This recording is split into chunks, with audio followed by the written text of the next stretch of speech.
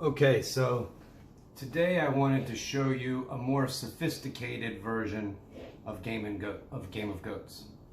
Now, obviously most people don't have a whiteboard like this at home, but that's okay. I just put it out there to show you what I'm doing. So I've drawn a court, but you can see that you could position these cards in this X pattern without the need for the drawn court and still get the same effect. And I put the box there just because we can move it. So I thought I'd start with an homage to an old famous scrimmage. And so I'm going to play a captain's version of the game. You don't have to choose captains, but in this case I'm going to.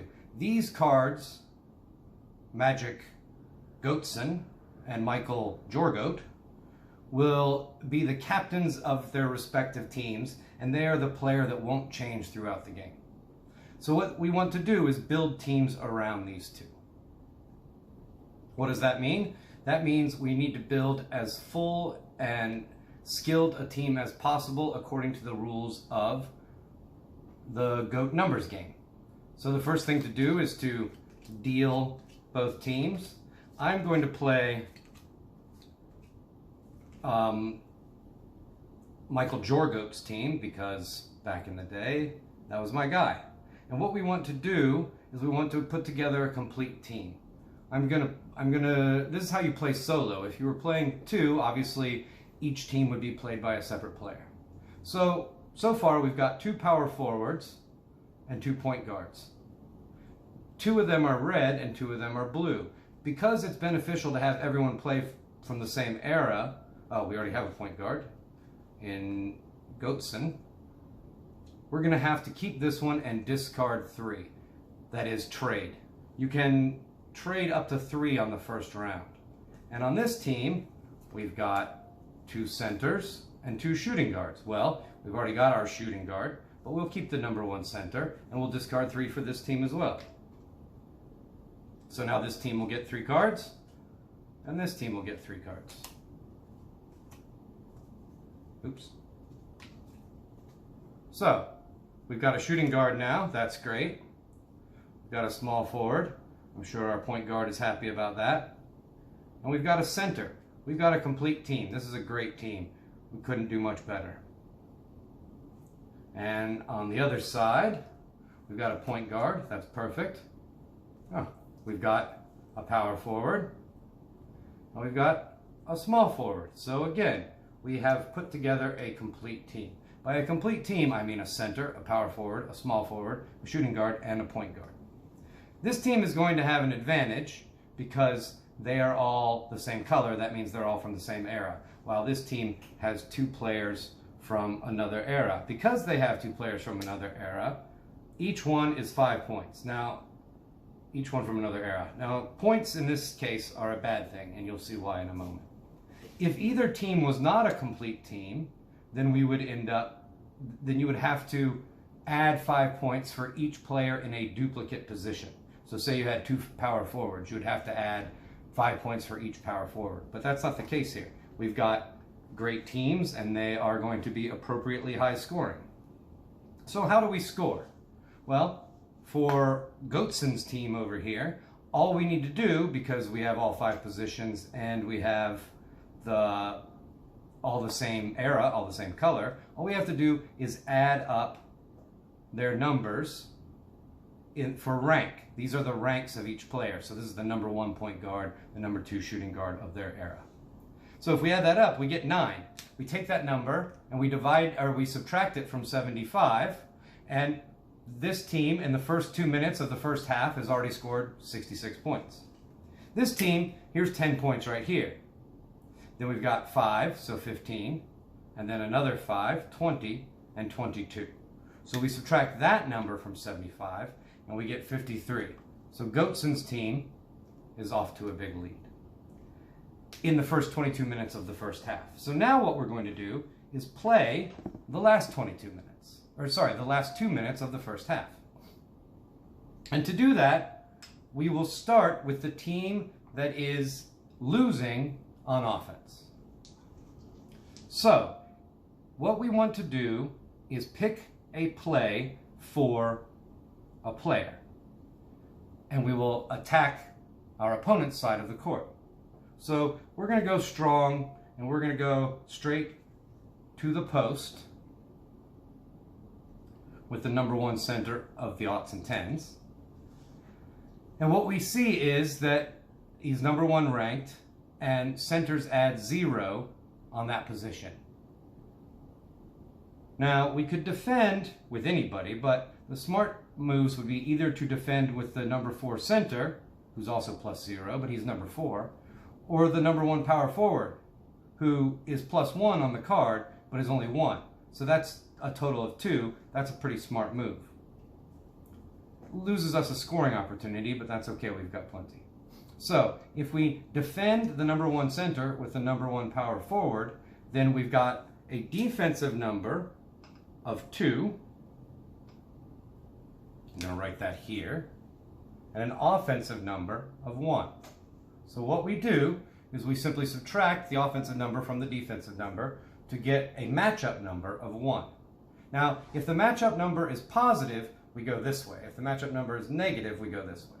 In this case, the matchup number is positive, and so we add that number here to 6. And we get a shot number of 7. What that means is that the offensive team must roll a 7 or under in order to score on this play. They rolled exactly a 7, squeaked by, and got 2 points. So we've already added 2 points to Jorgoat's team.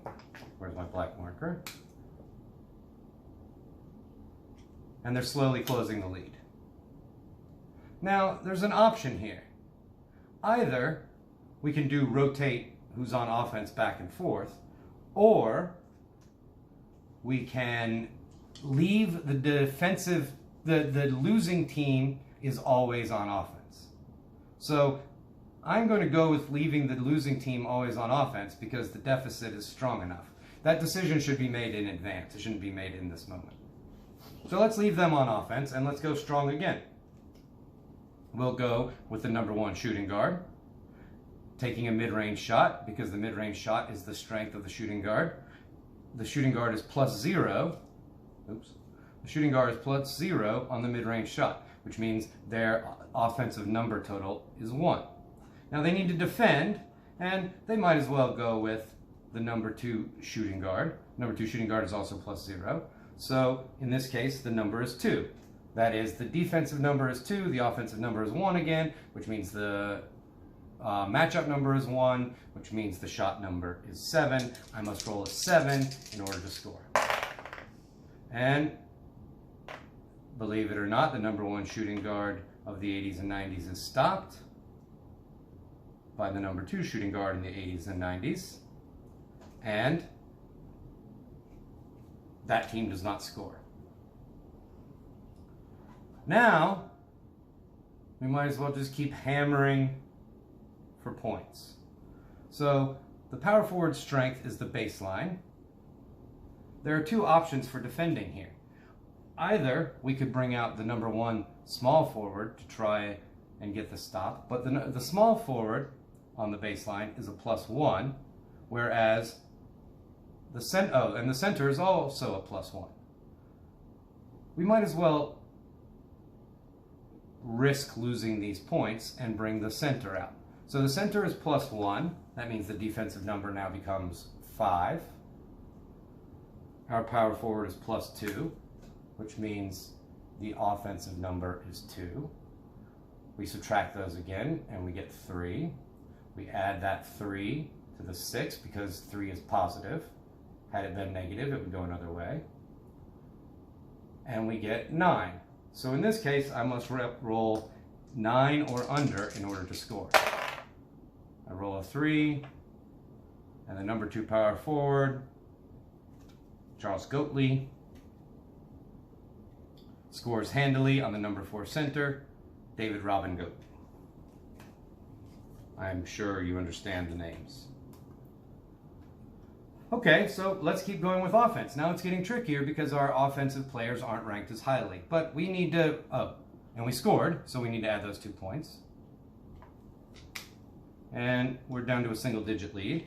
And now we really want to close it, so let's go strong and shoot a 3. The point guard is the 3 specialist in this game, but this is the number 4.